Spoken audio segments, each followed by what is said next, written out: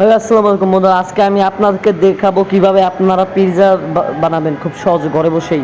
প্রথমে আপনারা এখানে টমেটো, পেঁয়াজ এবং মরিচ এবং এখানেই দেখতে পাচ্ছেন রসুন আছে, রসুন নিয়ে নেবেন। তারপরে টমেটোগুলোকে এভাবে গোল গোল করে কেটে নেবেন। আমি পেঁয়াজও কেটে নিচ্ছি, এরকম সবগুলোই গোল গোল করে কেটে নেবেন। আপনি আপনার মনের মতো ঝাল দিয়ে নেবেন। তারপর আপনি এখানে এরকম কেটে তারপর আমি একটাই পিৎজার সালাডের মানে একটি বানাবো সস। তার জন্য আমরা একটা চুলায় একটি পাত্র বসিয়ে দিলাম। চুলায় পাত্র বসানো হয়ে গেলে এখানে দিয়ে দেবো আপনার টমেটো দেওয়ার পর দিয়ে দেবো পেস্ট দেওয়ার পর আমরা এখানে দিয়ে দেবো কাটা মরিচগুলো। মরিচ দেওয়া হয়ে গেলে আমরা এখানে দেবো এই যে কাটা রসুনগুলো দেওয়ার পরে আমরা চুলাটা অন করব। অন হয়ে গেলে চুলাটা তারপর আমরা এখানে লাড়বো যাতে এটা টমেটোর চাটনি হয়ে যায়। আপনারা এটা পিৎজায় ব্যবহার করতে পারবেন খুব সহজেই। পিৎজার জন্য এটা হচ্ছে বেস্ট সস। তো আমাদের দেখুন সস বানানো হয়ে গেছে। এবার আমরা এই সসটি একটা পাত্রে ঢেলে নেব এবং দেখতে পাচ্ছেন আপনারা যেভাবে রুটি বানান সেই রকমের করে এগুলো গোল করে নেবেন। তারপর আমি এখানে বেলে দিচ্ছি। আপনাদের এই যে রুটি বানানোর ওই রুটিগুলো আপনারা যেভাবে বানান সেভাবেই আপনারা বেলে নেবেন, চারকোনা সেভাবে বা গোল করে আপনারা কেটে নেবেন। বেলে নেওয়ার পর আমি এখানে নিয়ে আসলাম। তারপর এখানে যে টমেটো সসটা আমরা বানিয়েছিলাম সেই টমেটো সসটা আমরা এখানে দিয়ে নেব।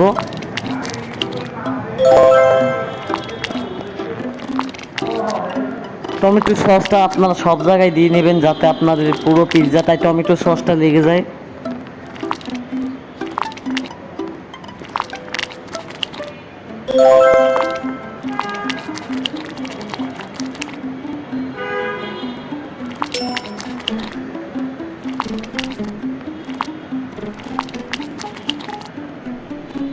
দেখতে পাচ্ছেন আমার পুরো পিৎজাটা টমেটো সস দেওয়া হয়ে গেছে।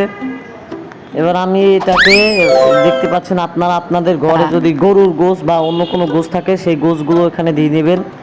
আমি এখানে গরুর গোশত গোল গোল কেটে করে এরকমই দিয়ে দিচ্ছি। আপনারা গরুর গোশত বা এখানে আপনারা সসেসও দিতে পারেন। তো গরুর গোশতগুলো এভাবে আমি দিয়ে দিচ্ছি।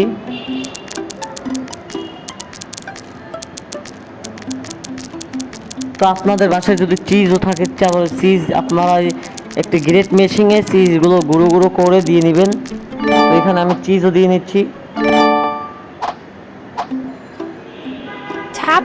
আপনার চিজটা পুরো পিৎজা একবারে গুঁড়ো গুঁড়ো করে দিবেন যাতে পিৎজাটা অনেক খেতে দারুণ টেস্টি হয়। তো ঘরের সমস্ত উপকরণ দিয়ে আপনারা এভাবে টমেটো সস বা সবগুলো উপকরণ দিয়েই আপনারা ঘরে বসে খুব সহজেই পিৎজা বানাতে পারবেন। তো আমাদের দেওয়া হয়ে গেল। এবার আমরা দেখতে পাচ্ছেন কুক করবো আমরা এখানে আপনার ওভেনে দিতে পারেন বা আপনাদের চুলায় আপনারা রান্না করতে পারেন। তো আমি আপনার ওভেনে দিয়ে দেখাচ্ছি। তো দেখুন আমাদের পিৎজাটা কত সুন্দর হলো। এভাবেই আপনারা পিৎজা বানাবেন।